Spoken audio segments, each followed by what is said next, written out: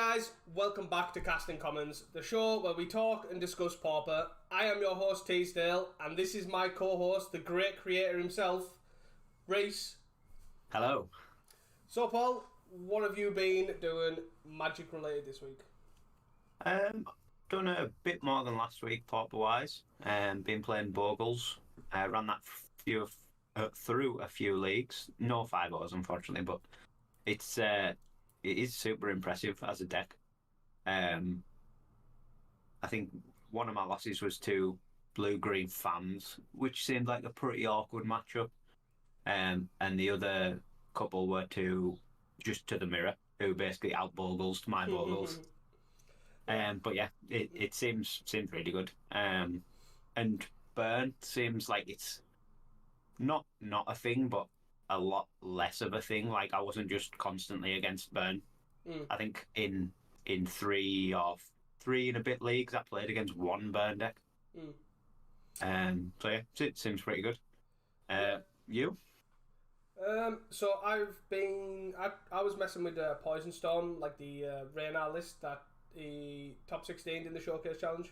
I've just been messing about with that list, trying to find like sideboard strategies, best way to tackle it. It's surprisingly strong. That list in particular is definitely like probably the key main deck. With that one of flex slot with serrated arrows, definitely a strong deck.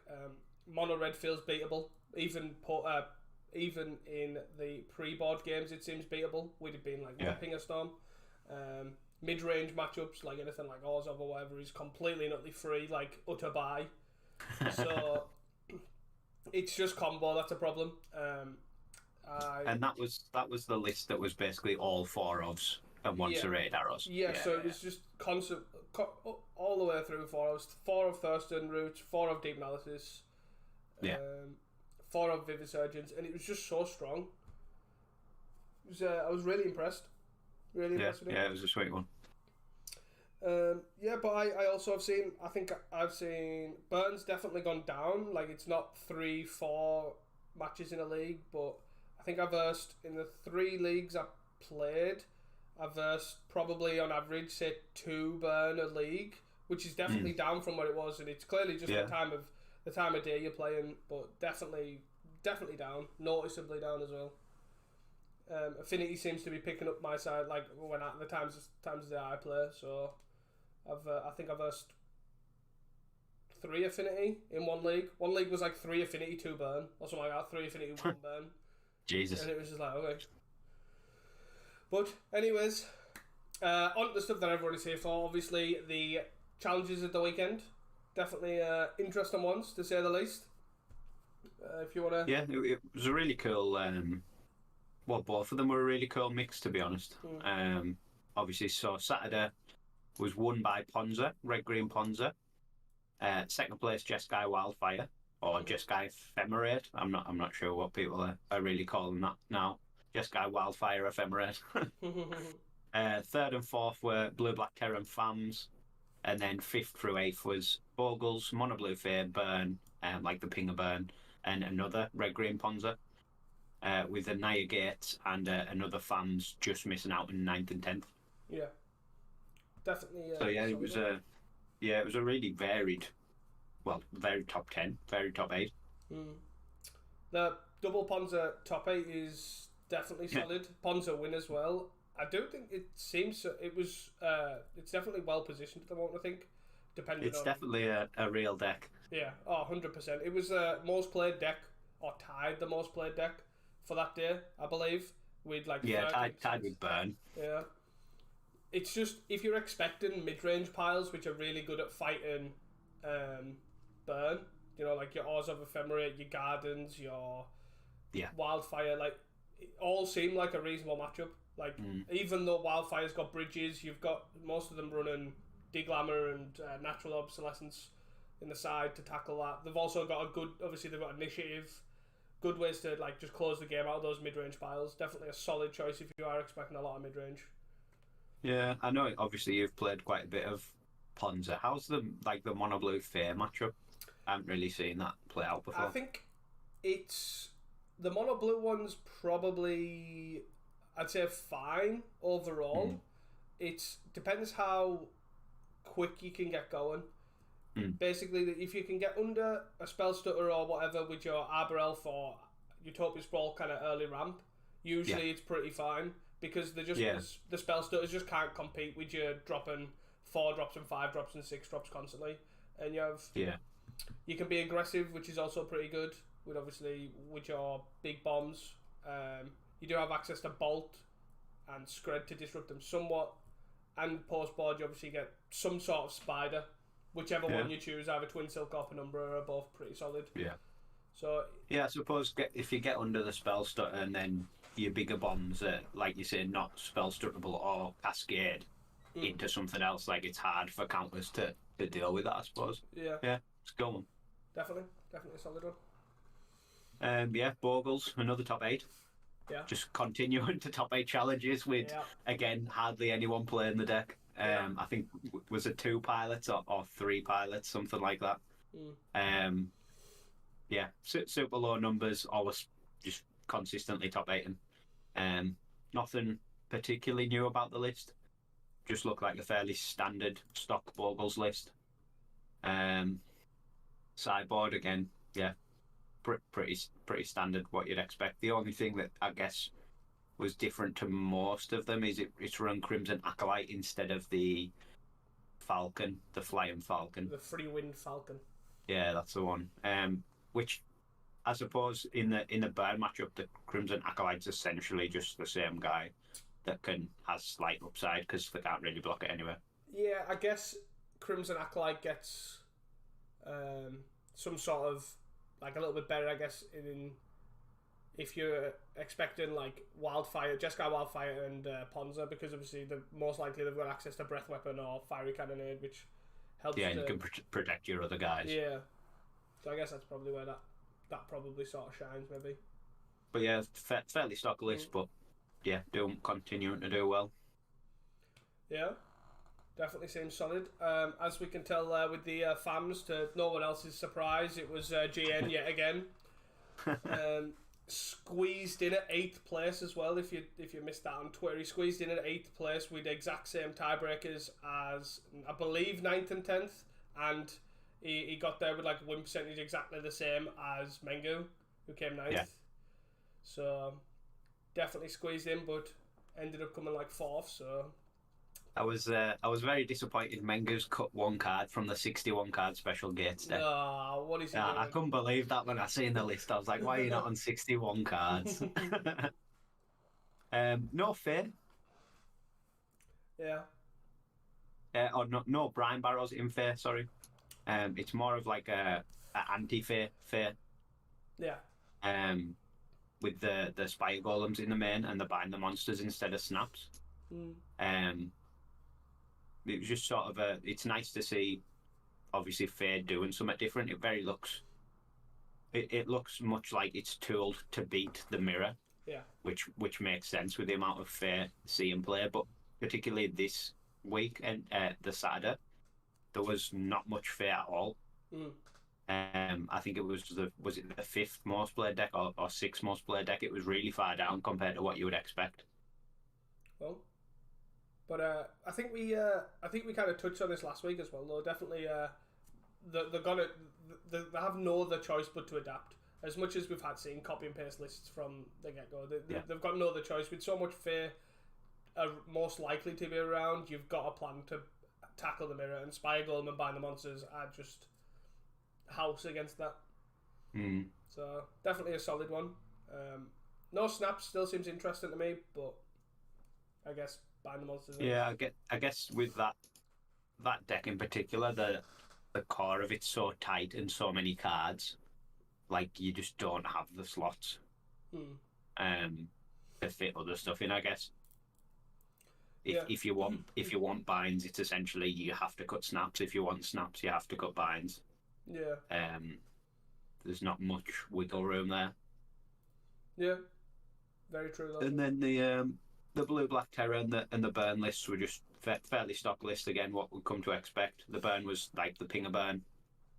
I think it played a couple of lava spikes, if I'm correct. Or that might have been the last week, the next one. No, yeah, that's the next one. Sorry, yeah, it's pretty stock pinger burn.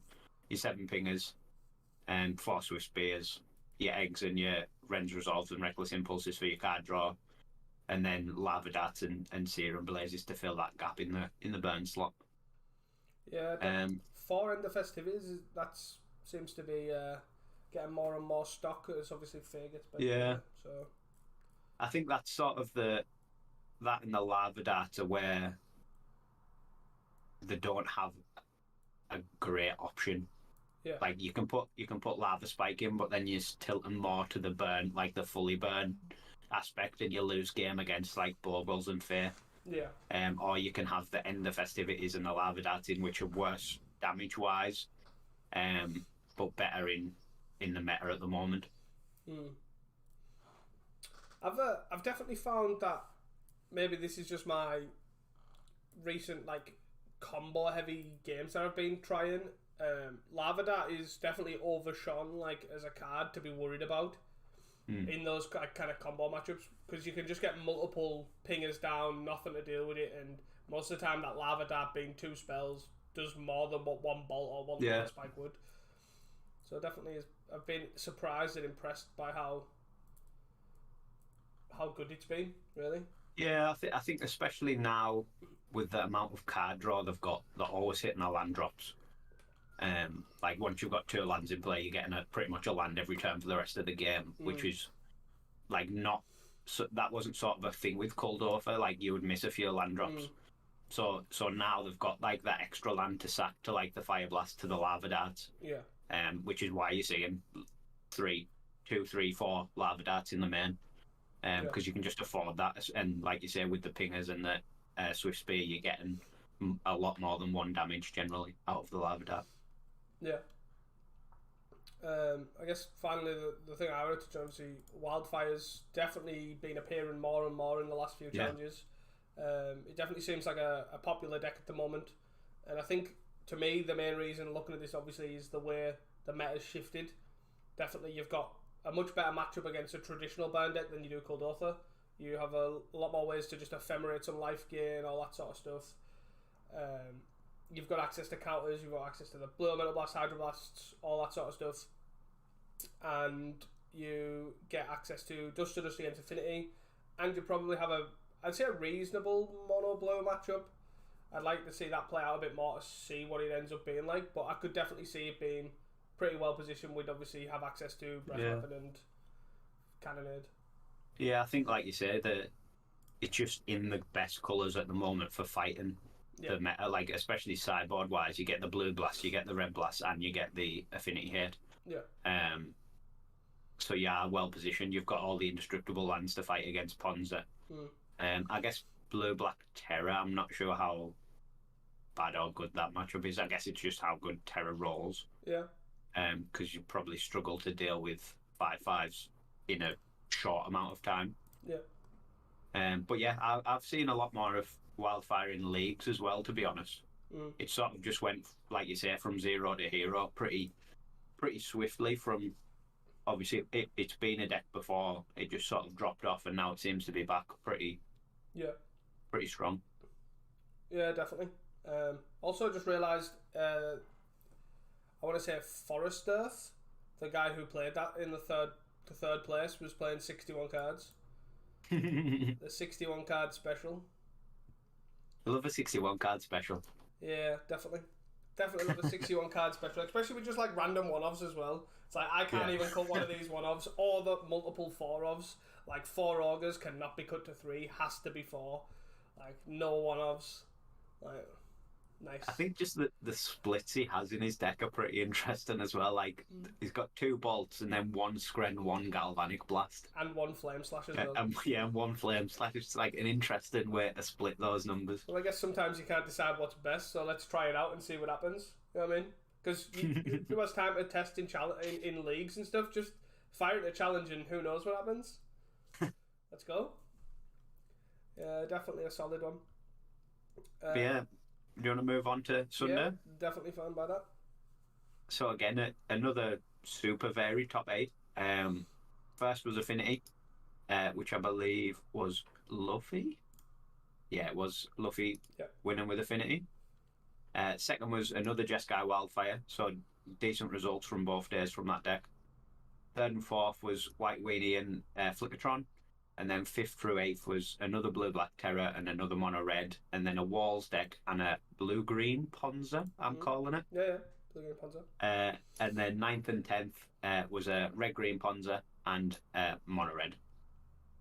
So yeah, and again, a pretty varied top 8. I think I put somewhere that basically, I think there was 12 individual decks out of the top 16 for both, or the two top 8s. There was 12 individual decks and only 4 like repetitions. Yeah, which is great. Definitely great. This is I guess a big problem with what the PFP are potentially having. To just touch on this, obviously it is very, very varied. Like there is a lot of viable decks, which is usually a sign of a good, healthy meta game. But there is a lot of people that dislike the current top decks, and I don't know if that's just the way. What's the top deck? Like obviously Mono Red's been around for a lifetime, Affinity's been around for a lifetime, Fairies in some sort of capacity has been around in forever. And it just feels unfun for a lot of people, but that's obviously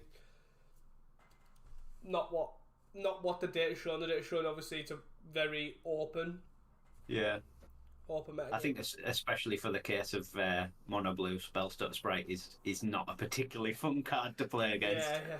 Especially when it's getting cast at end of turn, then ninja'd back. Yeah.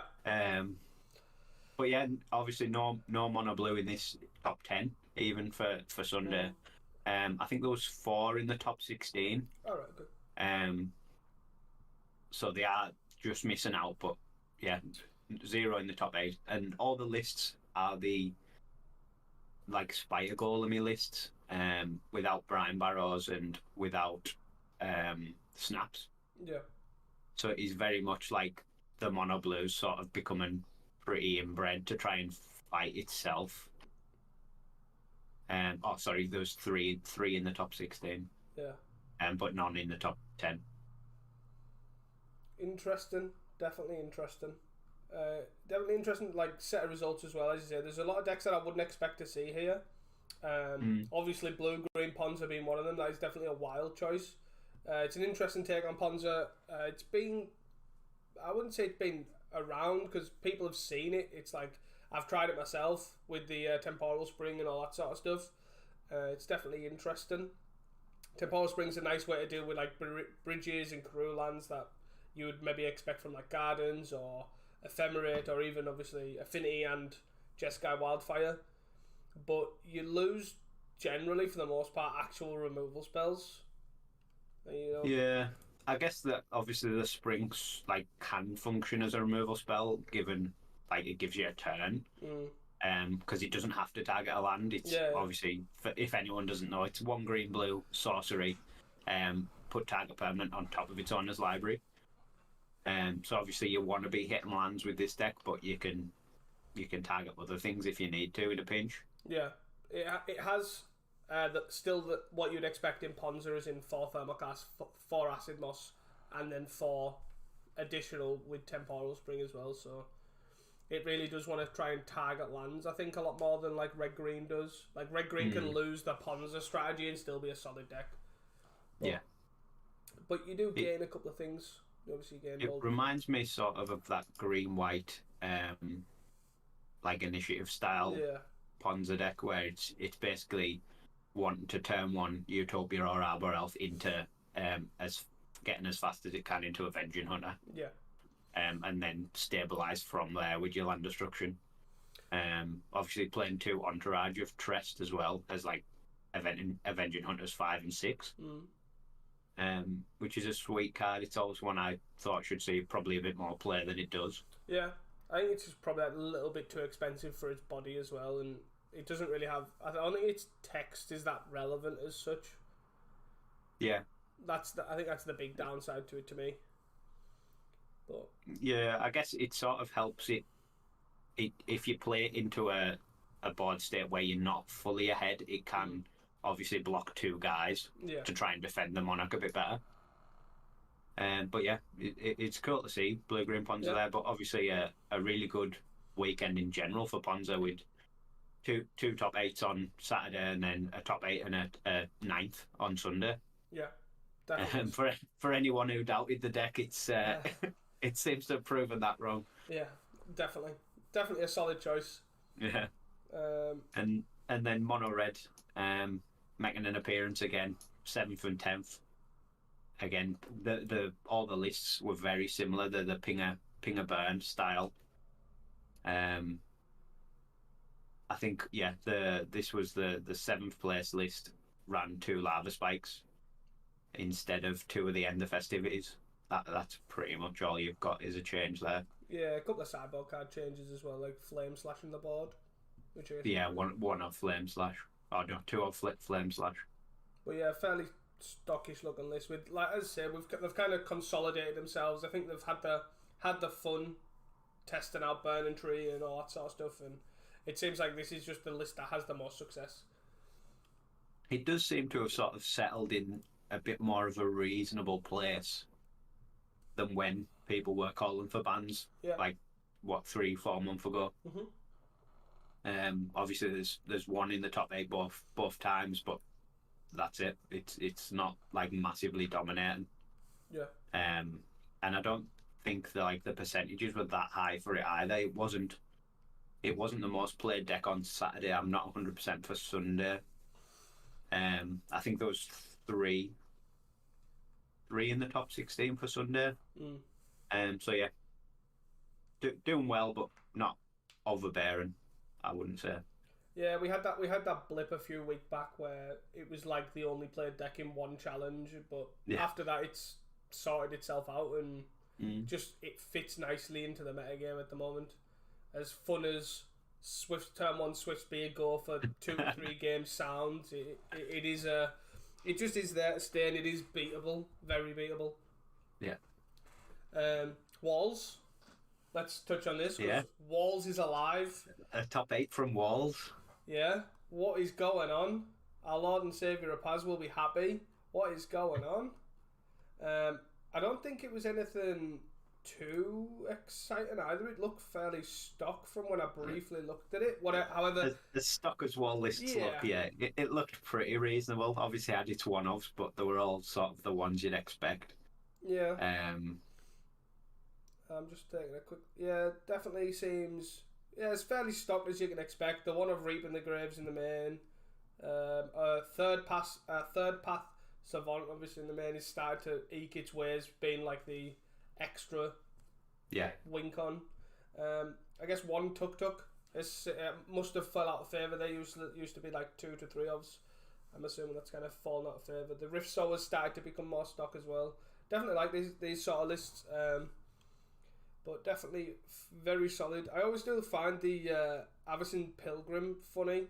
They've started to run the Avacyn's Pilgrim in the main, and it's basic, I believe, anyways, as far as my understanding goes, it's for the Acolytes in the side, just making it so much easier for them.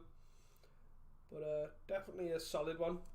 Yeah, I know, especially when it was called over, it wasn't a great matchup for Walls. I don't know how shifting to Pinger Burn has changed that. Probably not much. But yeah, Acolyte's definitely one that you would like access to. Interestingly, it's got both access to both Acolytes. It's got access to the black one as well. Yeah. So Avacyn's Pilgrim's definitely putting his work in. Yeah. That is trying to activate the sideboard. Yeah, it's definitely a solid one, but it is a weird one. I'm surprised is there because I would still, if I was going into these challenges, I would expect a lot of mid-range piles with a lot of access to black and also red, which are obviously pretty good at dealing with these walls in terms of Smash to Dust. You've got Galblast, Flame Slash, all that sort of stuff. You have Chainers, you've got Cast Down, you've got a plethora of removal, and I would expect a lot of these decks. Maybe not in the numbers as like Mono Blue, but definitely enough to be annoying. Yeah, I think when you sort of add them together as well, it does, like you say, add up to a reasonable number of mid-range decks getting played. But a really good show from Walls. It's nice to see. Yeah, definitely. Definitely pretty interesting top 8s from both sides. both Saturday and Sunday are definitely very good. Happy to see a lot of different decks, little variety. I guess we got to shout out the Flickertron as well. Was it the same pilot? That is the question we did not check, and it was our Clint 21. He's definitely repping the Flickertron. Yeah, definitely. And putting up decent results. Obviously last week I don't think he top 8'd, but he was pretty close both times. But yeah, getting in there. Definitely doing solid work. Lots of one-offs, as you would expect. Yeah. I guess when you can play with your sideboard and your main board, it's pretty good when you can click fast enough. Do you want to move on to shout-outs? Yeah, go for it. Yeah, so I just want to shout out, obviously, our man, JN42, constantly performing, obviously. But seriously, dude, give someone else a chance. Seriously. I guess we got to say our prayers for Mengu, missing out on top 8 with Nia Gates coming in 9th. But he maybe would have got it if he had the 61st card, I guess. I think that would have made the difference, to be fair. Exactly. He would have had 0.1% more win percentage if he had that extra card. Yeah. And I guess got a shout out for Weber for innovating constantly and also repping the PFP. He definitely got 11. He got 11th place, I believe, on the Sunday.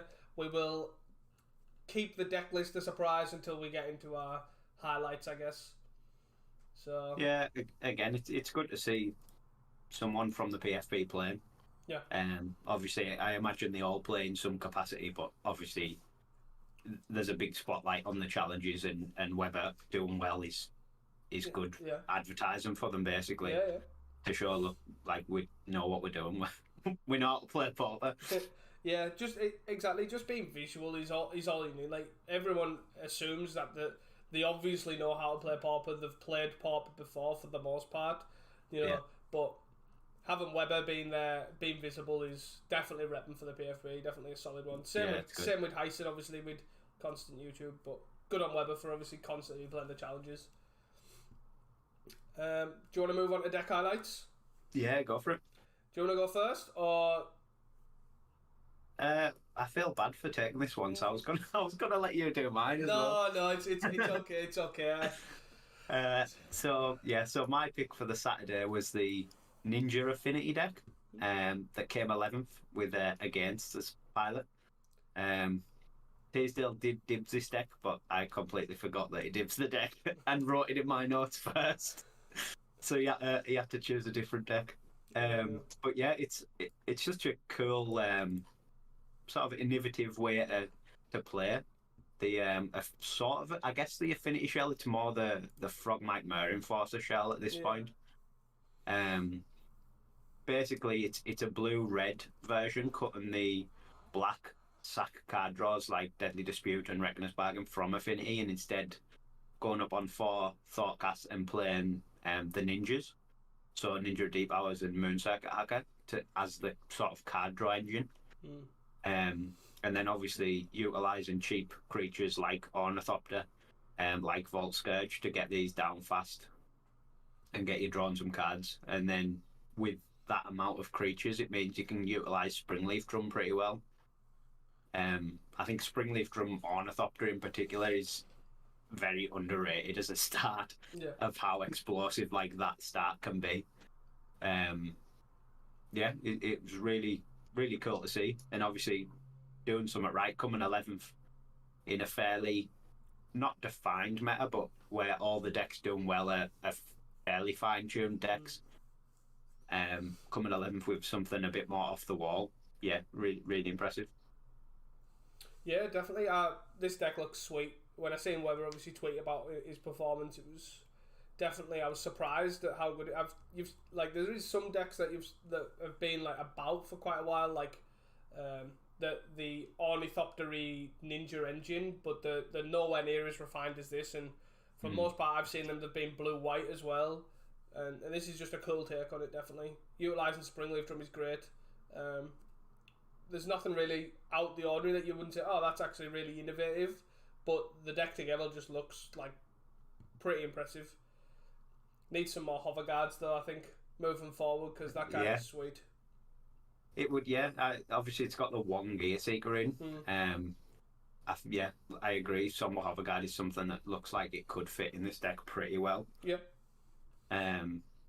It's definitely going to give me an excuse to get my Ornithopters back out and play this in paper. It does look really cool. Don't forget your Flyer Husk because that's definitely a solid one. I really do like that. Flashback to old Pauper where Flare Husk was everywhere. Yeah.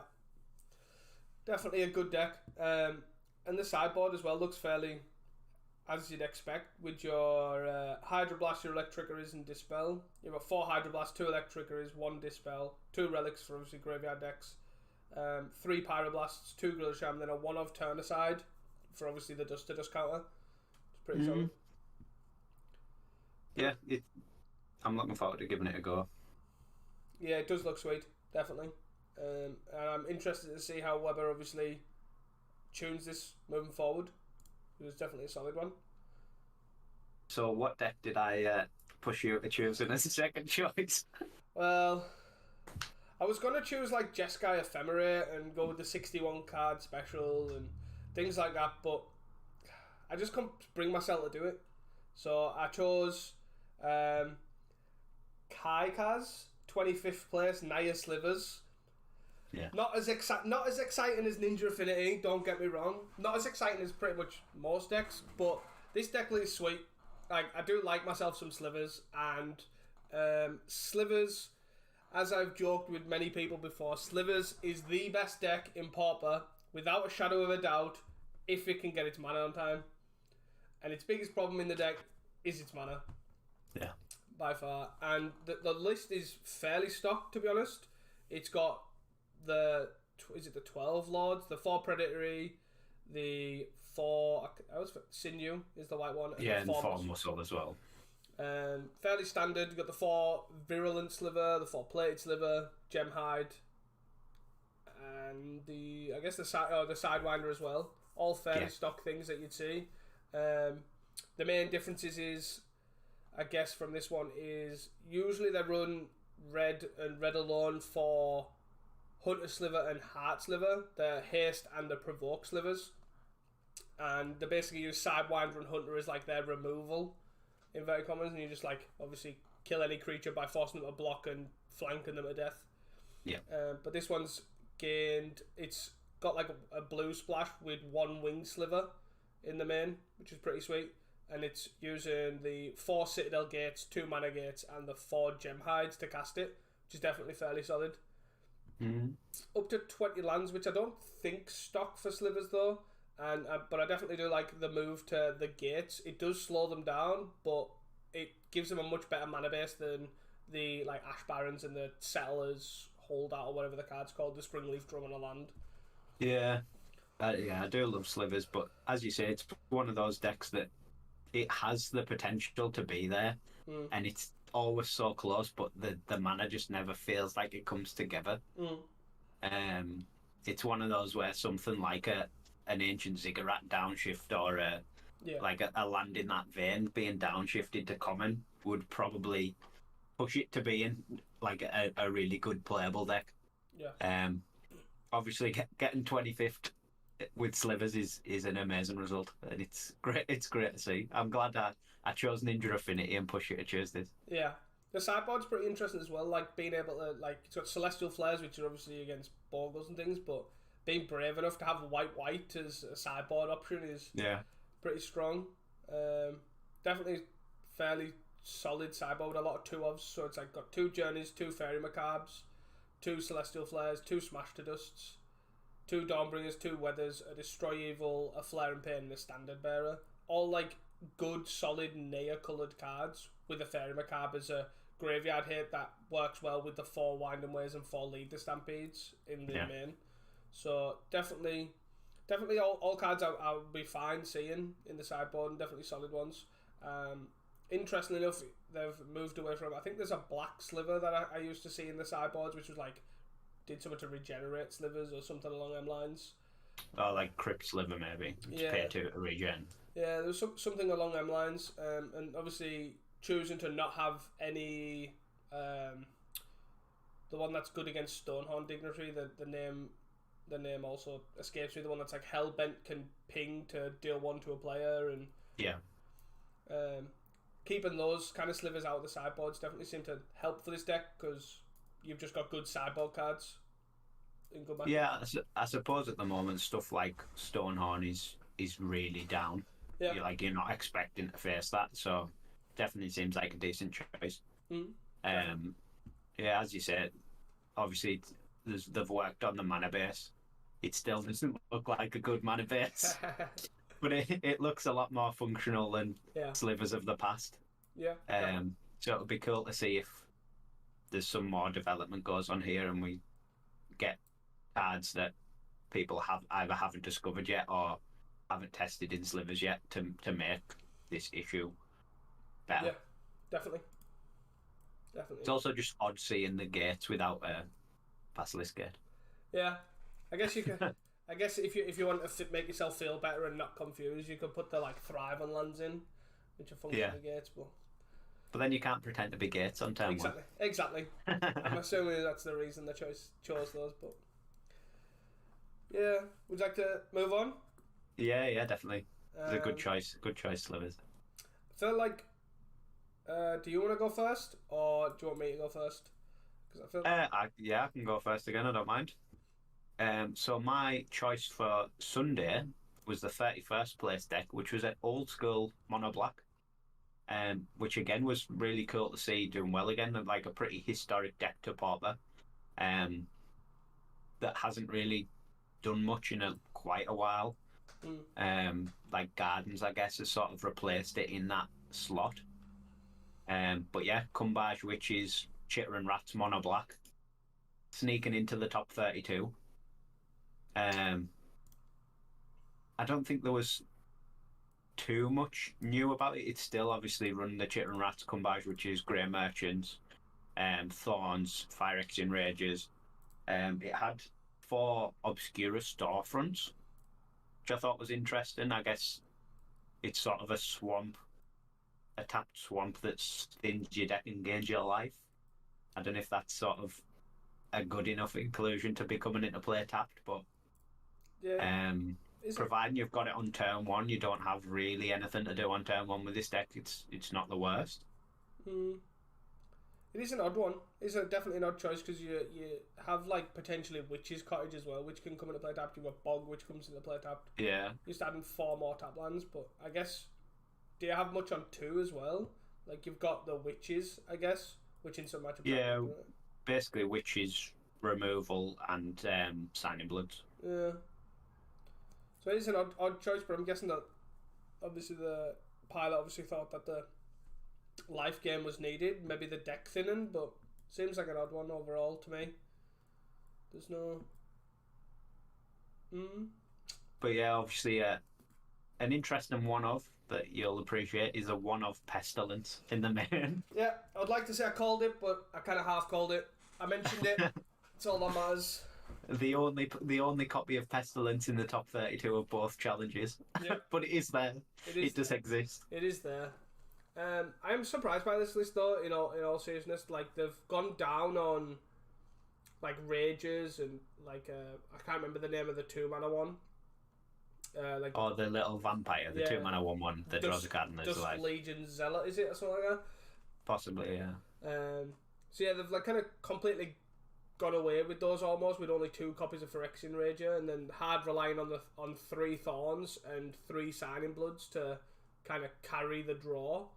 Yeah. And then after that, you're just going to effectively 4 Garys and 1 Vampire Sovereign as your late game, and I guess you've got 1 Gurmag Angler too, and you're just relying on Chitter and Rats, Witches, and Crypt Rats to clean up with removal. I guess the storefronts, obviously they don't help much, but they'll help you card draw slightly, giving you slightly less chance to draw lands, and they'll help out the 1 Gurmag Angler. I don't know if that's a good enough reason to run them, but it is sort of some incremental value that might have helped this mono black deck do well. Yeah. Potentially. Yeah, and then sideboard is pretty interesting. obviously I haven't seen a mono black sideboard in quite a while. 2 Spinning Darkness, 2 Tendrils of Corruption, 4 Relics, an extra Guess Verdict to go with the 2 in the main, 3 Suffocating Fumes, 2 Duress, and a 1 of Debtor Kami. Seems fairly well covered against most things. Obviously, stacked on the Relics for Terror, and then stacked on the Fumes for the Fear X1 decks. But other than that, it seems fairly well rounded. Yeah, it's got surprising amount of life gain, I guess, because Tendrils is obviously life gain as well. Then you've got Spinning Darkness in the side. You've got 2 extra copies of Tendrils, along with 4 Starfronts. The 1 Vampire Sovereign and the 4 Garys as well. Yeah, kind of adds up over time. I think if you can get there, it obviously it will add up. But with Gary and Sovereign being at 5 and Tendrils again at 4, it will be tough. But yeah, obviously got into the top 32. Pretty old school style deck.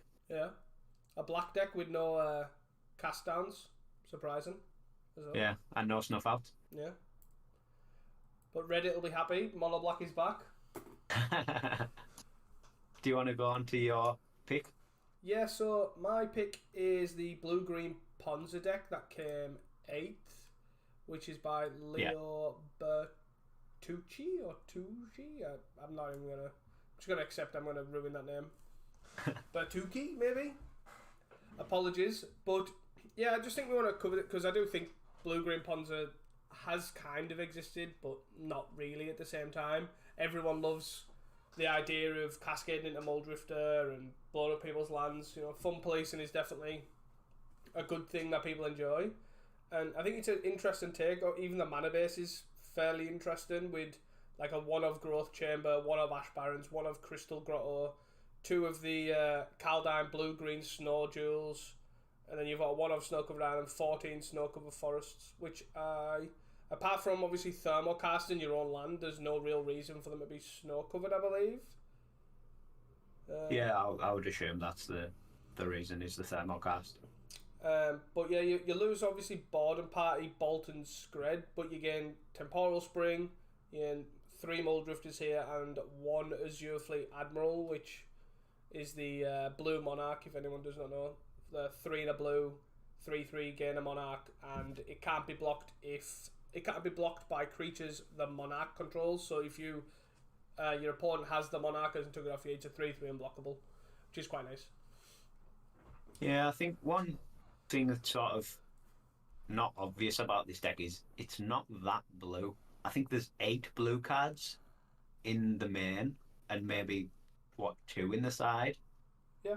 So it sort of gets me thinking, is there something you could do with a mono green Ponza and just have like a super clean forest mana base? Yeah.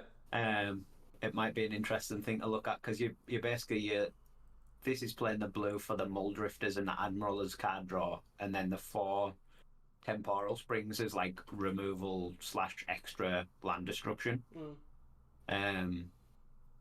Obviously the red Ponza deck basically plays red for removal and the boarding parties, if I'm remembering rightly, along with sideboard cards. But it might be something that there is maybe a mono green Ponza deck that might do well off having just a super clean mana base.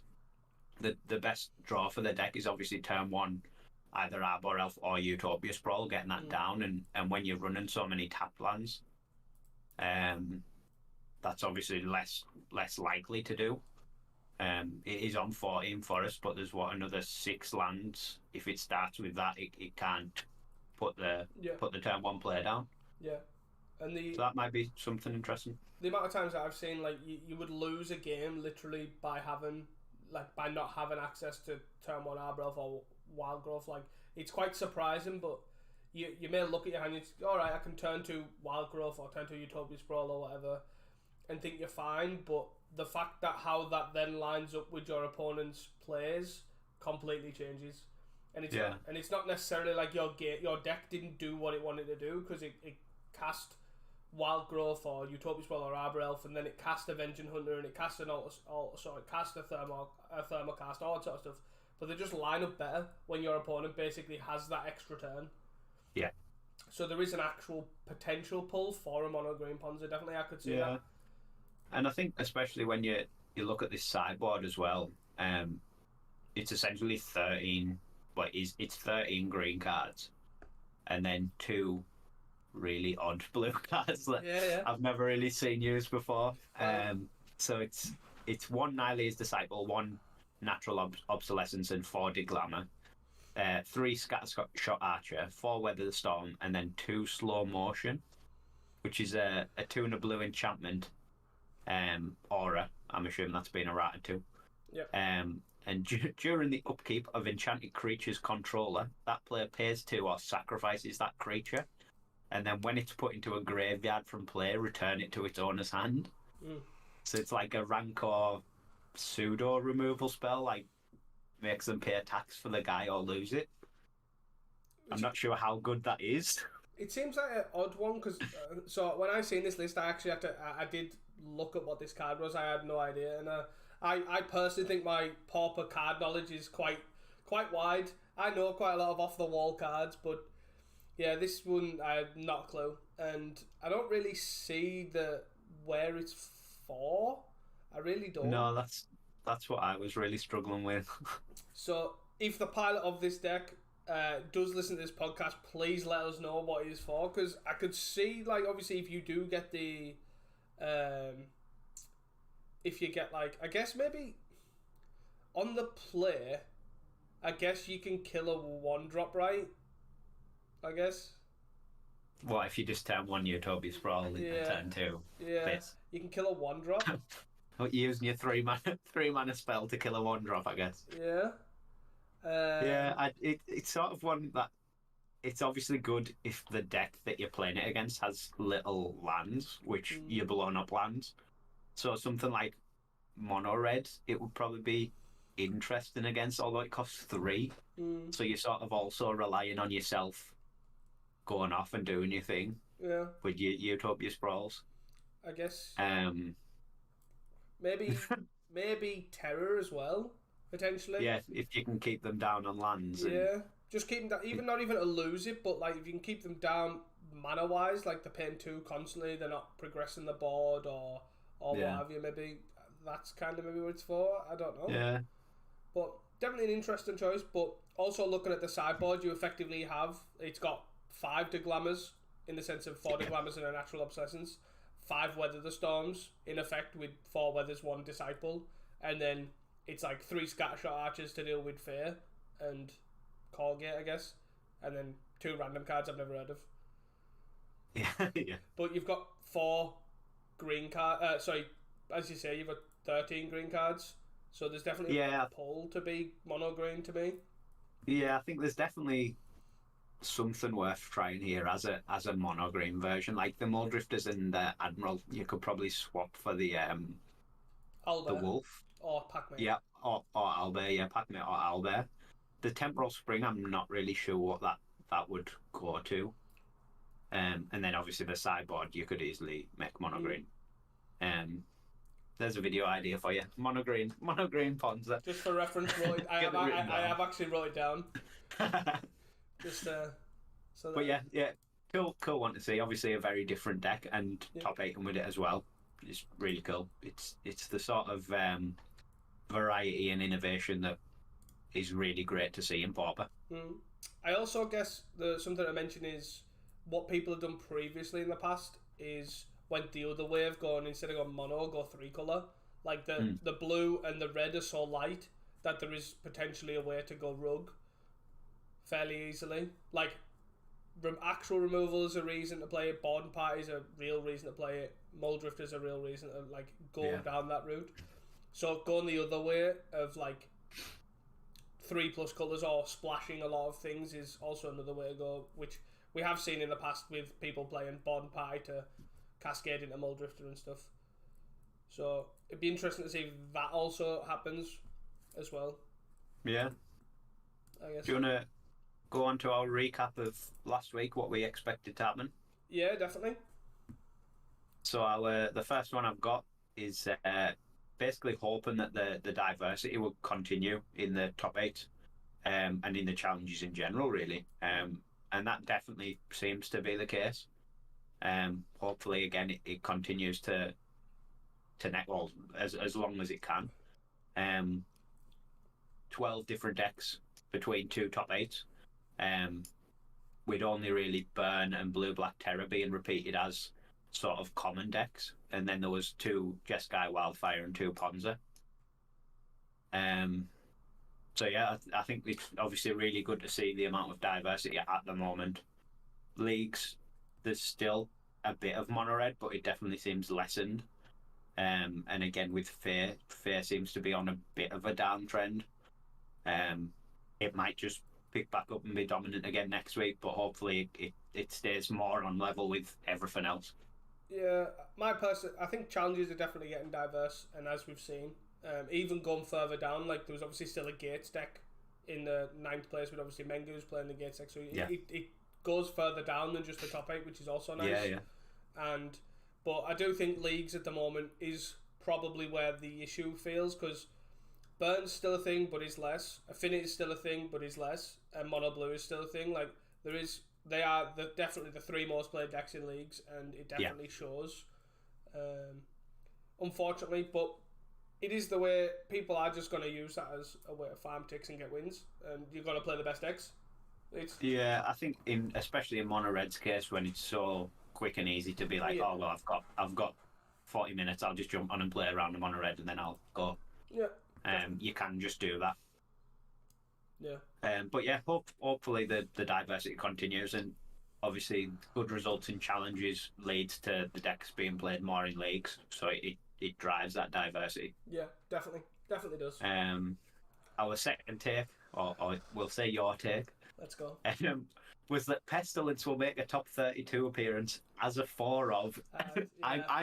I'll quote, as a 4 of. I'm not even gonna say as a 1 of. I'm gonna double down. Yeah, I did double down, and I wish I never, obviously, because we did get Pestilence as a top 32. Yeah. A 1 of Pestilence, which in 64 decks. Yes, but I was close. Close enough. That'll do. To be fair, in my defense, I also wasn't even meaning Mono Black. I was referring to like the way of black white, but also black white took a massive downtick, and generally like it was very rarely seen in the top 32, so kind of just went off. But I like to go off the wall, you know. I like to think that the guy playing the Mono Black deck put one in just for you, just in case you're top 32. It's like, oh, I'll help tease that out. Yeah, thank you. But yeah, one Pestilence in the top 32. It's probably the most recent one in the past 6 or 7 weeks, I would guess, if not more. Yeah. So yeah, again, cool to see. Our third take was that the format will shift more to hitting on Mono Blue, and less to hitting on Mono Red. This is a bit of an interesting one. I think in Mono Blue decks in particular, it's obvious that they've shifted how they build. Yeah. To beat the mirror.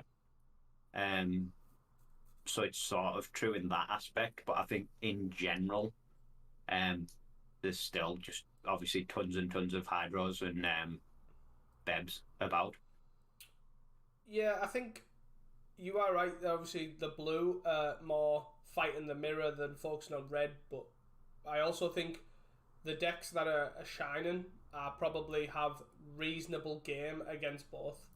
So, like we mentioned, I think probably on the first episode of the podcast, where if it goes to more like a burn or ping a burn, green decks kind of shine because Weather the Storm gets so much better compared to, you know, when it was Kuldotha, where you don't really, it's not as good. And that seems to have happened with obviously Ponza taking a big leap, but it also, Ponza in general, I would say, has reasonable game against Mono Blue. So it's more they've shifted to decks being played that are good against both, or have game against both, as opposed to saying good. I guess is where it seems to have gone.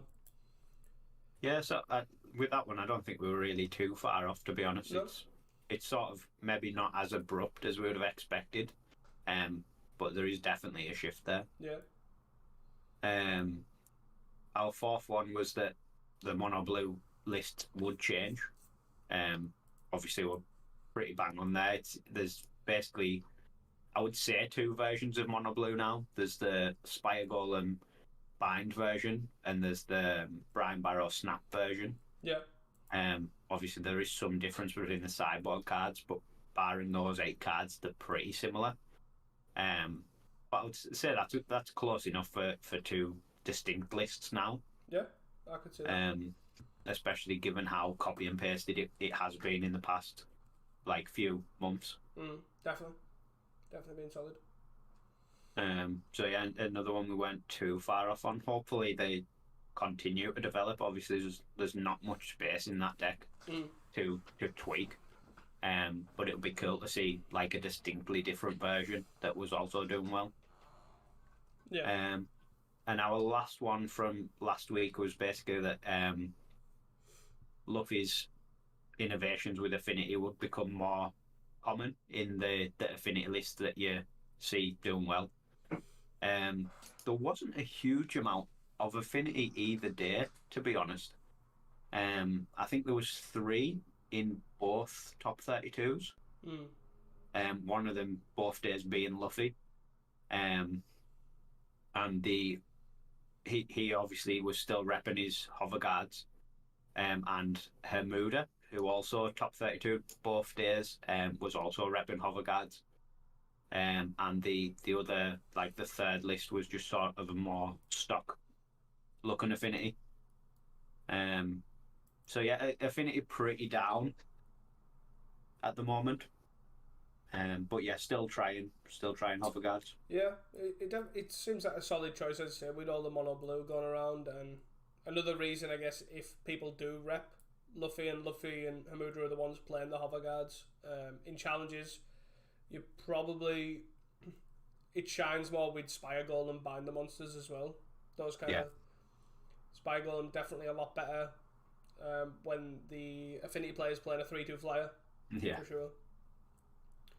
But yeah, hopefully people do start more taking Luffy's lead moving forward, because I do think hover guard is a solid one, and also even having sideboard cards like he did previously with like the negates and the breath weapons in the main is still another good shout, because you have so much card draw that them 3 or 4 slots just doesn't really matter.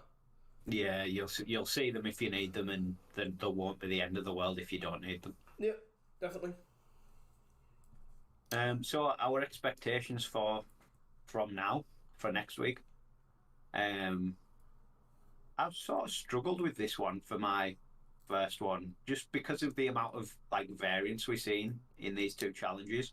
There wasn't anything sort of immediate that was sticking out to us. What I've sort of landed on was that Mono Blue will basically do what Mono Red did when it was sort of developing like the last few weeks, where we'll now see both lists, like a Golden Bind list and a Snap Brian Borrow list in the top 32s, rather than them all just going into this Golden Bind will beat the mirror. So yeah, I'm gonna settle on that. But we'll see both mono blue variants. I'd like to add a variant that we'll see like a mix as well. Yeah. Potentially. I can definitely see someone will probably come up with like a, I don't know, like a Golden Snap or a Blind Bite. Do you know what I mean? Like that it doesn't necessarily have to be one or the other. We will definitely see some sort of variance where people will take away, oh, Golem's actually really good in this situation, and or Bind's better in this XYZ. So you'll still keep something like a mix of both. I can like a hedge for the mirror, but also playing the older skill, the older game plan. Yeah. So I guess my challenge to you then is, if you're struggling for a second one, as I tend to do, is pick an off the wall option and go for it. So I'm saying that's what I would. I'll say mine and then maybe have a think on it. Like maybe say Slivers is gonna top 8 or something. Just go there. That's because mine are both wild. I was again struggling for the meta game is definitely wild at the moment. So I've kind of made really strong claims from weak things that I've seen. So my first one I've picked is Poison Storm will pick up, which is the Reyna Poison Storm depletion lands proliferates your opponent to 10, as mentioned at the start of the video, start of the podcast, sorry. It'll pick up, and my reason is because I think Fair and Red and Affinity are all these sort of like big decks are kind of on the downtick and they're kind of developing, and mid-range piles like Ponza, like Black-White, or all these sort of things are kind of starting to... They're not being the best decks, but they're taking up a big percentage when you add them all together. And Poison Storm is such a good... Like, any mid-range pile is so free. It's so free. Like, I am not even joking you. Like, it's like 99% win rate. Is Ponza not the exception to that when you're playing no, honestly, my Ponza matchup with Poison Storm is surprisingly good. Yeah. Yeah, especially game one, all you need to do is get one of the artifacts down, and you're running. Yeah, true. It's surprising, like, and you do run a lot of lands, so yeah, I've been quite surprised. I thought the exact same thing, but I've been surprised with it, definitely. So that's my first one.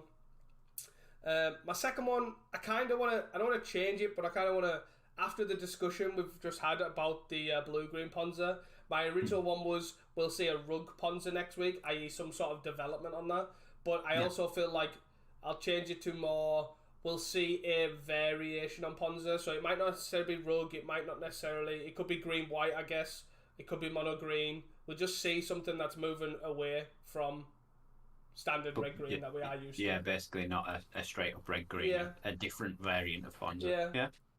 I could see that. Because there's definitely different colours, or even just monocolour, all have different pulls to, obviously, against the variations of the metagame that we're seeing at the moment. So, that is my two.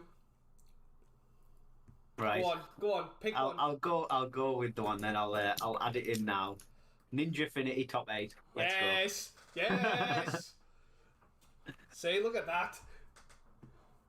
I think let's given it top 32 both days. Did it top 32 on the Sunday as well? I think so. It was 11th on Saturday, and I think it was like 31st or 32nd on Sunday, if I'm not mistaken. But anyways, okay. I'm not gonna. 32nd on the Sunday. I'm on the side. So that's good enough. That's top 32. Yeah. Count. I'll go with a Ninja Affinity top 8. I didn't even see that, you know. Did you change? Oh, he took an Ether Spellbomb out for a second Gear Seeker. Yeah. Interesting. I didn't, honestly. Sort of developing. I missed that list. I missed it on the Sunday. Wow. Yes, I am all for this. I am all for this. So, is that... Want to wrap it there? Call it there? Yeah. That's it from me. So, that is all from us at Casting Commons. Until next time, and do not forget to stay hydrated. See ya.